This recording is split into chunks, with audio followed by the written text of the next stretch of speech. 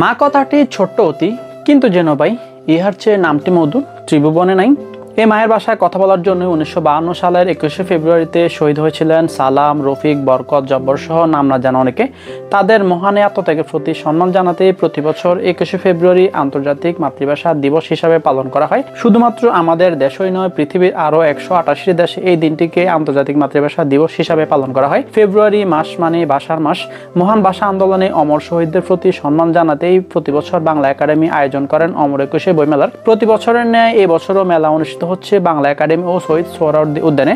এবারের বইমেলার প্রতিপাদ্য বিষয় হচ্ছে জুলাইয়ের গণ অভ্যুত্থান, নতুন বাংলাদেশ বিনির্মাণ। সোহরাওয়ার্দী উদ্যান ও বাংলা একাডেমি এবার সেজেছে লাল, কালো ও সাদা রঙে, যেখানে লাল রং হলো বিপ্লব, কালো রং হচ্ছে শোক আর সাদা রং হলো আশার প্রতীক।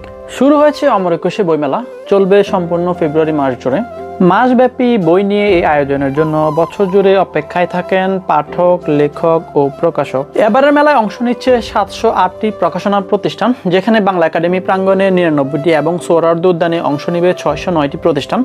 এবারের মেলায় মোট প্যাভিলিয়নের সংখ্যা 37টি, যার মধ্যে 36টি থাকবে সোহরাওয়ার্দী উদ্যানে এবং বাংলা একাডেমি প্রাঙ্গণে থাকবে একটি। মেলা শুরু হয়েছে ফেব্রুয়ারি মাসের 1 তারিখ আর চলবে 28 ফেব্রুয়ারি পর্যন্ত। প্রতিদিন বেলা 3টা থেকে 9টা পর্যন্ত মেলা খোলা থাকবে।